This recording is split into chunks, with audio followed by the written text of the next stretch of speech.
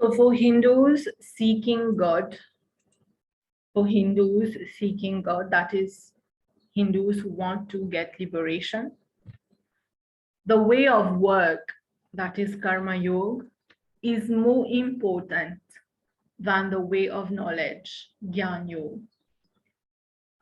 To what extent do you agree? Refer to the text you have studied, right? Maybe here you will refer to Upanishad, you will refer to Ramcharitmanas and Bhagavad Gita as well, right?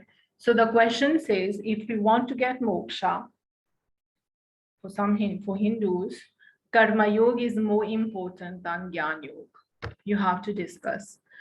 We have just discussed about it actually. When we said all the paths are equal. Okay. Bien sûr, n'est pas pour la même façon to answer the question. You have to prepare this question. Ici, dans question là, vous that karma yoga is more important than Gyan yoga. You may get another question, bhakti yoga is more important than karma. Bhakti is more important than Gyan. Gyan is more important than bhakti. Such a question you need to prepare. Okay, one is more important than the other.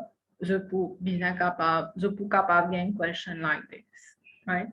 So you have to prepare for that. Now, of course, you all know the answer here. No path is superior, right? The path of karma has its importance, has its value. The path of knowledge has equally its importance and its value, right? So let's discuss that. You will refer to the various texts as well, okay? This is again from the marking scheme, where I also added few things again. You can work it out. So some scriptures, especially the Bhagavad Gita, allow for work, knowledge, devotion. Bhagavad Gita, il explique nous trois chemins: karma, gyan, and bhakti. Okay, and if we follow them, or at least one of them, if not all the three, at least one of them, we get moksha, right? So knowledge is highly valued. Okay, I told you just recently that if we don't have knowledge of something, we won't be able to do it properly. If you don't have knowledge of Hinduism, can you sit for your exams? No, you can't. So for spirituality, knowledge is important, is highly valued, right? For example, in Chandogya Upanishad, remember Chandogya Upanishad, when Swetaketu returned after his studies from Gurukul, his father was asking him questions, but he was not able to answer, right? And then his father had to give him lots of illustration, lots of examples to explain to him about God, about Atman, about Brahman, to so. So knowledge is vital. Knowledge is very important, right? So you write about this, how important it is. You take the example of Swetaketu. Ignorance is not acceptable. If you don't have the proper knowledge, means you are ignorant. And ignorance is one of the major reasons. I write it here. Ignorance is the major reason of rebirth, ou bien of taking birth again and again, ou bien of attachment, whatever, however you want to write it, right? The major reason why do we take birth again and again is because of ignorance, right? So ignorance is not at all acceptable. So we have to acquire the proper knowledge. to be able to remove our ignorance, to be able to detach, to be able to get moksha, etc. Right? And when we say ignorance, removing ignorance, getting knowledge, it means to do it in a proper channel. The proper channel will be to go to Gurukul. Of course, we don't have the system today, but at least to have a guru who can remove our ignorance, who can help us to remove our ignorance. And of course, you know, Brahmins, they have the duty to teach people, to teach others, to remove ignorance, right? In the Bhakti tradition, many characters in stories and poetry, the writers themselves declare that they are unlearned. But the message is that God accepts sincere devotion from anyone, regardless of status. Jnana has been given very great importance, really bien important, so that we can get moksha. Okay. We have the Brahmins and sages in the Bhakti tradition. Now, ban alvars, okay. Oban poets, to say, oban other sages, ban poets, where they have written about God and they have declared that they are unlearned, right? Zupan go through the proper channel, having a guru and then having knowledge, etc. They have not gone through all this, right?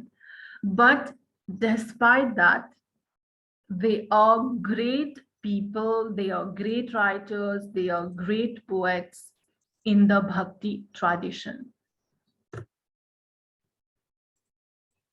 And their message was that God accepts sincere devotion from everyone, regardless the status. Here you can take examples now. Sorry.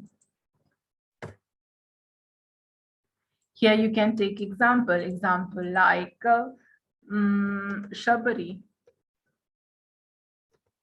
right? Shabari was uneducated, was illiterate, was poor, was from low status, yet she got moksha. She could meet Ram because of her devotion, right? So you can take other examples also, Hanuman. Well, Hanuman was learned, right? But the greatest characteristic of Hanuman is his devotion. Malgré, il learned, oui, il bien, he learned the way, Sanskrit. He was a scholar in Sanskrit, right? So the point here is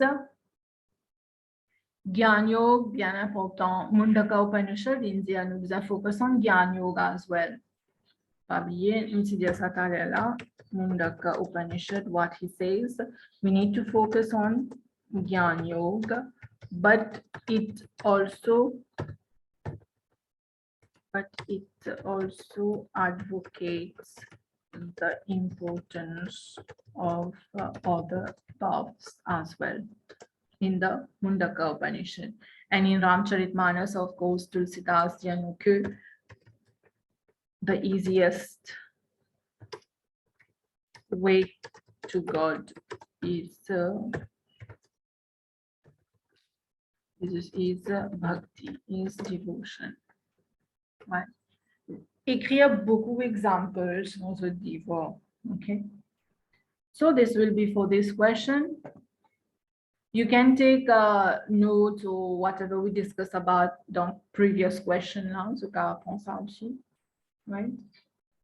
Let's discuss another question now.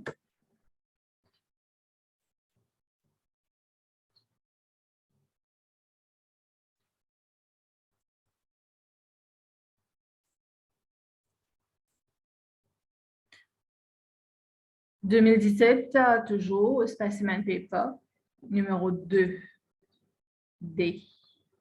Yeah, right. It is a mistake. Sorry.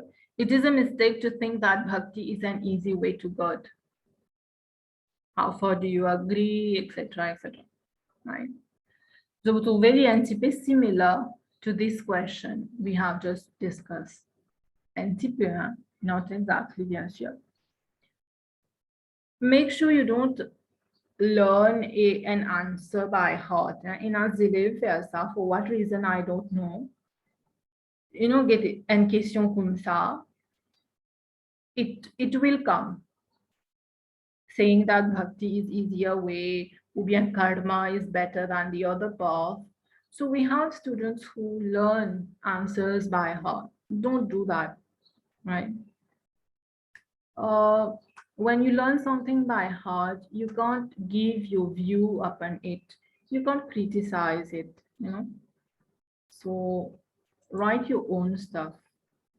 उनका भी créer une réponse in simple language possible.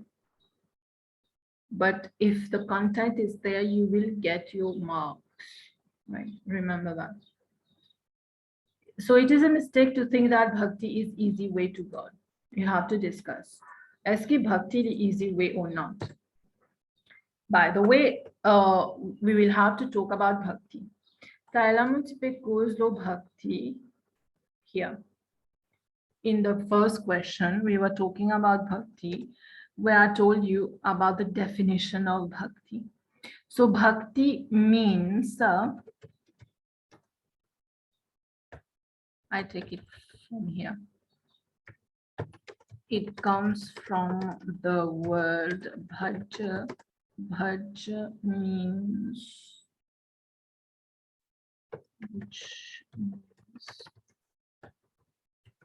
intense love for God.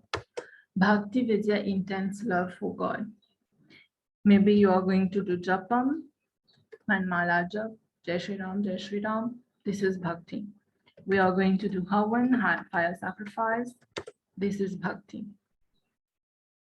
We are going to help people, to share our food, to make someone cross the road is Bhakti. Helping people, cooking food for someone, faire du manger, li aussi karma yoga. Oubliez ça. Li aussi karma yoga. But it is bhakti also. Parce que qui fait? You are helping the person. Why? Because you see God in the person. No. It means you are having intense love for God. So it is bhakti. That's why I told you in the first question we discussed, there is always a synthesis among the three paths, jnana, bhakti, and karma. Today, asa, but maybe we come to realize it later. But no fairly. I give one example. When you go to temple, Pandit is talking, no? Is doing bhashan, speech, message to some. When he's talking, we are listening, we are grasping the knowledge. This is the Gyan Yoga. Maybe we're not going to Gurukul, etc. We don't have that proper system, no problem. But the Pandit there in the temple, he pourra raconter Durga's form was like this and that, why there was Durga and all. So we are gathering knowledge. This is Jnana Yoga. And you are also doing bhakti there. You are chanting the name of Goddess Durga. That is bhakti. You are helping the priest. You are maybe upe servi prasad, upe pasan balye do mandir, whatever thing. This is karma.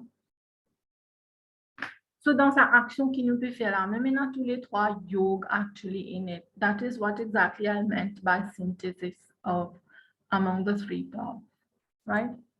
So if you have to define bhakti, quand je dis une question le bhakti, it's good, you know, you define bhakti. Bhakti means having intense love for God. You can give few examples as well, right? Well, I've written it the last, but you can write it in the beginning, of course. Donc, let's discuss it. Is it the easiest way to God or not? Is it an easy way to God or not? Bon, première raison qui, moi, me vous donner personally, it depends on the person. Right? If the person is doing the right effort in the bhakti yoga, it will be easy for him or her. But if the other one, at times we have laziness, at times we have tamas, bukudong, it won't be an easy path to follow then, right? So it depends on the person as well. It is easy in that it is accessible to all through personal prayer and devotion. Yes, it is an easy way, particularly accessible to all. Gyan Yoga is not accessible to all, maybe, right?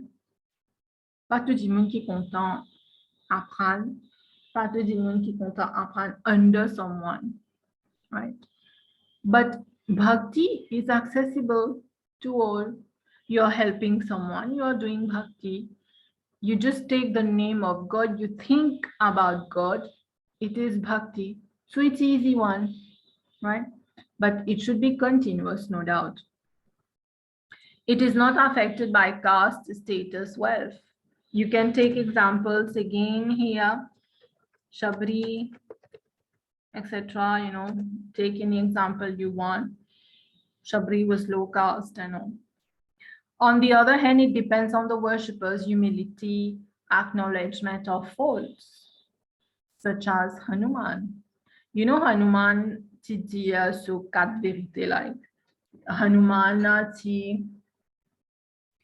Tidiya Ram that he is not perfect, but Hanuman is full of faults. Ça c'était humility of Hanuman, right? Tant que nous pas développe humility, the bhakti yoga is not possible, is difficult. Parce que a true devotee, one of the great quality a true devotee has, is to be humble, having humility. Ni pa pwena ego, ni pa pwena arrogance, right? So Hanuman here, we have done that in the Ramcharitmanas, the Kishkinda Kand. True devotion involves a life of service and does not mean that people can avoid doing their work as emphasized in Bhagavad Gita. Bhagavad Gita dit à nous, in certaines personnes leave their work, they avoid their work. The word used for that was inactive, right? They leave their work for a particular purpose. No. Let's say I'm doing my work right now, explaining to you, teaching and all, whatever it is. If I avoid doing the work, I'll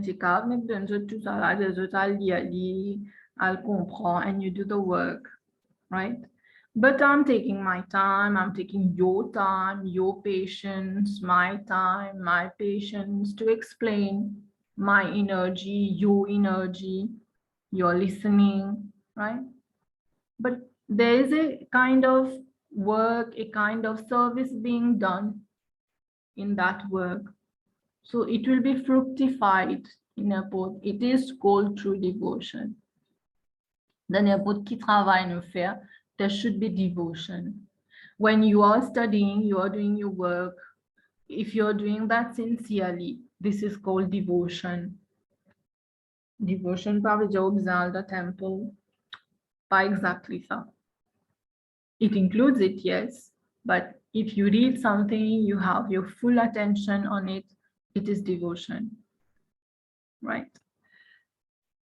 But there are other ways you talk about Uko's Gyan Yoga, Uko's Karma Yoga, you refer to Arjun. Gyan Yoga, one perfect example will be Uddhav. It's not in your syllabus, but you can write it. Uddhav was the friend of Krishna. And Uddhav, to l'éternité, reject the Bhakti Yoga. Lily, the best way is Gyan Yoga. But when Uddhav met the gopis, no, when Gopi dans Gokul, then he realized the importance of the Bhakti Yoga. Well, for some people like Uddhav, Gyan Yoga is perfect, right? Well, this is, have written this. If you want, you can add it in your work. Bina Vishwas Bhakti Nahi, Bina Bhakti Milat na Rama. See, no bina Vishwas, no bina Bhakti. Vishwas, which is trust, we don't have Bhakti. And if we don't have Bhakti, we don't get Rama. We don't get God. We don't reach God, right? In the Ramayana, Ugya Zurkav mentioned, Peter would mention Ramcharitmanas, parce qu'il était dans Ramcharitmanas dans the syllabus. In Ramcharitmanas, Ram has said, devotion alone is dear to me. The verse continues actually, but that is the main important thing here. And Krishna also stated the same in the Bhagavad Gita. And all the scholars, all the sages put their themselves are fair. The easiest path to God in Kali Yuga is bhakti. Dans différents yugs, let's say in Satyug, for someone to get moksha, il besoin faire meditation. Great level of meditation. So, and even fire, great fire sacrifices, like one sages, tu peux faire tout ça. Then Treta Yuga, Nuchena Ram Avatar. Ram Avatar, you know, Ravan, no? Ravan did lots of meditation. At that age, to be able to reach God, you deserve a great meditation. Like maybe you know, for many days, months, years, they were sitting in meditation. It's a kind of torture to the body, you know. But God said in Kali Yuga, the easiest way is just to bhakti. You chant the name of God, you help people. That is enough to get moksha, right? So this is about this question. Let's see, Novembre 2021.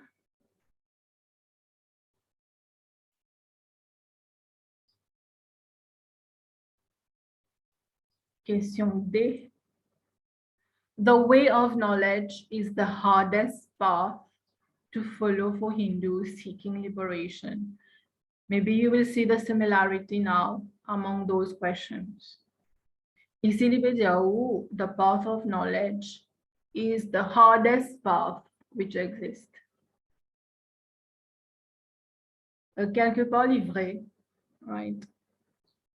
But again, it will be like for some people like Uddhav, I just told you example of Uddhav, the path of knowledge is the easiest path for him.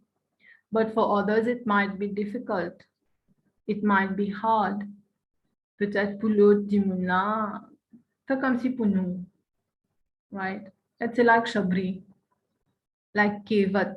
Kevat was the boatman who helped the Ram, Sita, Lakshman to cross the river to go to the forest. Kevat was illiterate. Shabri was illiterate. So be the path of knowledge. They are illiterate, they are uneducated. Yet they got liberation. That is through bhakti. So certain category of people, you know, they will prefer bhakti, but others, knowledge will be easiest. For others, knowledge might be difficult, right? And the path of knowledge were traditionally reserved for Brahmins at the time. Brahmins, which are man sages, man priests, to some. Sibana, they were going to Gurukul. They have the work, the duty of propagating knowledge to people, right? Bon, you will see some similarity in this question, right? So I will advise that you do all the questions. Okay. Parce que pour tout ça, ma question là, réponse va pareil, copy paste type, no? It will be different, it will be different approach. So please do different one, the different questions, all of them, right? So the path of knowledge is hardest to follow as it is not open to all. You know, the proper channel, having a guru, appropriate education. You can take the example previously. Previously, girls were not going to Gurukul. It's not because of discrimination. They were not going to Gurukul because in Gurukul it was forest life. It was a life of hardship. And maybe girls, they were considered a bit inferior into inverted comma, though the girls are not inferior. But in the sense like, you know, girls at times, they have their periods, they have other, you know, physical issues like, you know. So living in the forest, lipa practical for them. That's why previously boys only were going to the Gurukul, right? And girls were considered physically weaker than boys, right? And in the Gurukul, you have to go to beg to ask for food. Now the girls who beg, they will be alone. What may happen or not, that is something else. So it was reserved for the boys at a time. But later, Nunaban reformers, Kindini in Thavai for this. We have well-structured, well-built schools, Kinapel Gurukul, for girls in India today, right? Well, that is one reason also why the boys only were getting that education, that knowledge, that gyan, not girls, right? Je te cave amène dans ta direction là aussi, you discuss about it. So all path, bien sûr, you know, is the same. They lead to the same destination. Others are equally hard. Karma yoga, bhakti yoga, is really hard. No, it's not quite. Bhakti facile, but it's not as easy as that. When we are doing the bhakti, we should have our full concentration, full devotion in that. Sinon, there will be no reward actually. Hein? Si nous pas fairly selflessly, si nous in our expectation, it doesn't work. No? We are doing all this for devotion to get moksha. But if we are having expectation, nous pas pour gagner moksha. Parce que expectation nous fait nous take birth again and again. Nous develop attachment, right? So whatever the path is it, depends on the person, depends on the caste, right?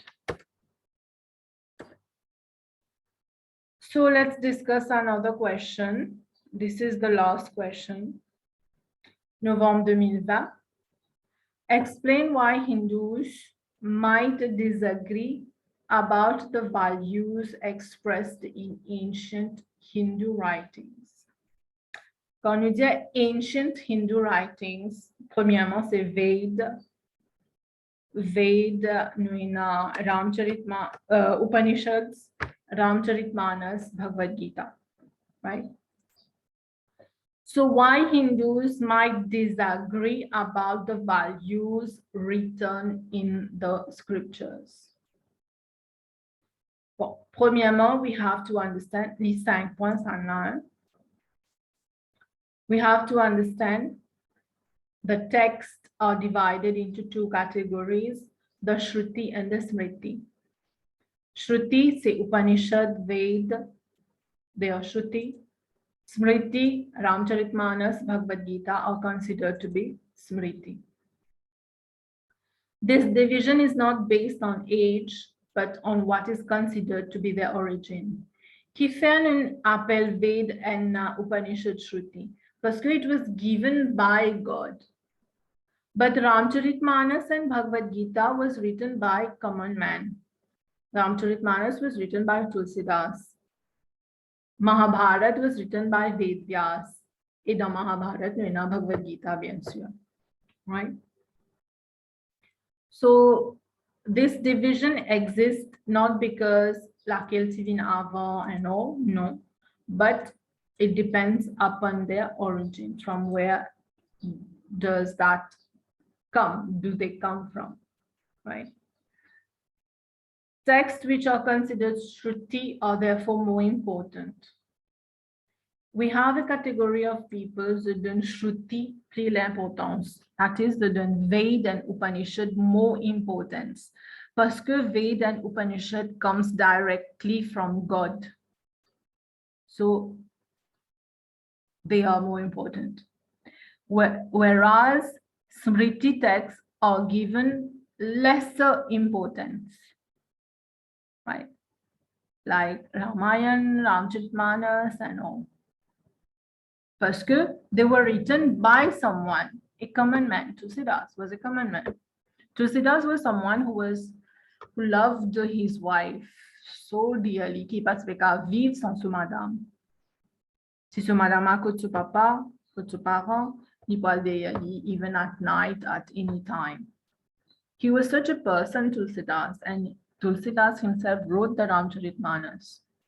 Yeah, sure, he renounced life to the whole story, but that was how he was, a common man, right? Even Valmiki, Lichandaku, he was not even able to say the name Ram. He was always saying Mara, Mara, Mara.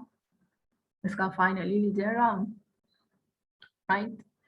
So that's why some Hindus disagree to the fact that Smriti, Ramayan, Bhagavad Gita, and all should be given greater importance, right? So, ça dépend plus autres. But if we see today's world, in modern world today, Dimun, Hindus, peut donner l'importance qui scripture? Is it Veda and Upanishad, or is it Ramayana, Ramcharitmanas, Bhagavad Gita? If we see the trend today, Ramcharitmanas and Bhagavad Gita are getting more importance in our society. Qui fait parce qu'il est easier, right, to learn. You know, Ved, we have 4 Vedas. Chaque Ved, si nous prend, one Ved is so huge, right? Now imagine a modern man like us, souvent des fois nous plaignons, nous pas gagner le temps. Will we be able to read that, to practice? Similarly, Ramcharitmanas, oh, Ram was an ideal person, Ram Chifya sign, also I'm imbibing the same values. Laquelle plus facile pour moi? Of course, following the Ramcharitmanas, right? So you can write about in that direction as well.